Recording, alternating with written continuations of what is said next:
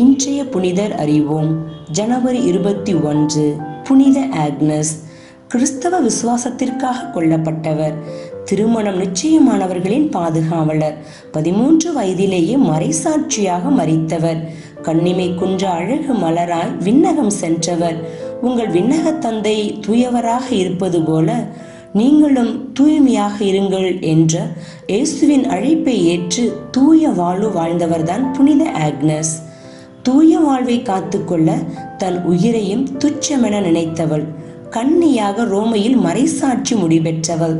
Agnes அளவிற்கு யாரும் தொடக்க திருச்சபையில் அதிமுக்கியத்துவம் பெறவில்லை. பூரண அழகும் பொழிவும் கொண்டிருந்த ஆக்னஸ் ரோமையில் வசதியான குடும்பத்தில் 291ஆம் ஆண்டு பிறந்தார்.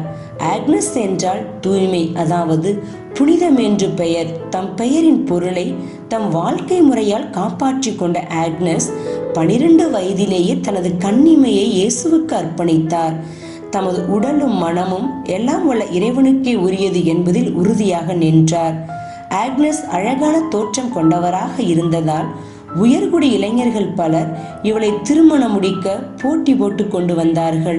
ஆனால் ஆக்னஸோ விண்ணக மணவாளர் இயேசு கிறிஸ்துவுக்கு எனது கன்னிமையை கையளித்து விட்டேன் என்று கூறினார். கிறிஸ்தவர்களை கொடூரமான முறையில் கொலை செய்யப்பட்ட காலம் அது. கிறிஸ்தவர்களை பிடித்து வந்து ரோமை தெய்வங்களை வணங்கச் சொல்லி வதைத்தழித்த காலமும் இதுதான். அப்பொழுது ஆக்னஸுடன் இருந்த சிறுமி ஒருத்தி ஆக்னஸ் கிறிஸ்தவள் என்பதை காட்டி கொடுத்து விட்டாள். அப்போது ஆக்னஸிற்கு 13 வயது. இந்த செய்தியை அறிந்த ரோமையின் முக்கிய நபர்கள் கோபத்தின் உச்சத்திற்கு போனார்கள்.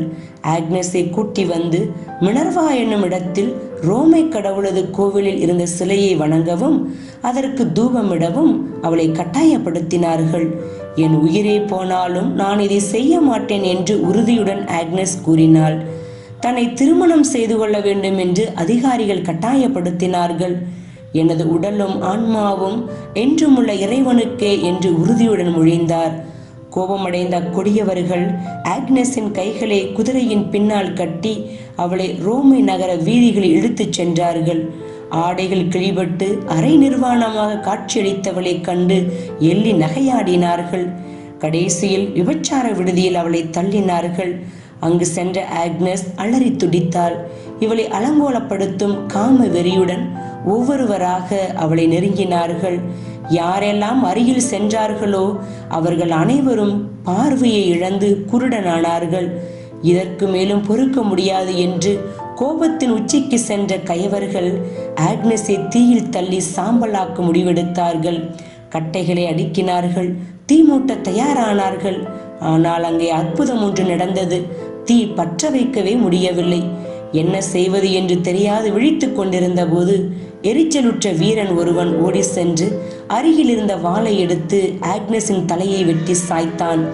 இறைவனுக்காக தமது கன்னிமையை காத்து கொண்ட ஆக்னஸ் ஜனவரி 21, 304ஆம் ஆண்டு இறைவனின் திருப்பதம் சேர்ந்தார்.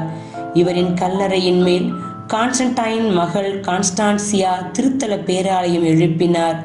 புனித அம்புரோஸ் தான் எழுதிய வெர்ஜினிதாதே நூலில் இவரை பற்றி விரிவாக எழுதியுள்ளார். புனித இடமிருந்து கற்போம். உயிரே போனாலும் அந்நிய தெய்வத்தை வணங்க மாட்டேன் என்ற உறுதியுடன் நின்ற ஆக்னஸை போல் நாமும் இறைவன் ஒருவரே என்பதை உணர்ந்து அவரையே ஆராதிப்போம்.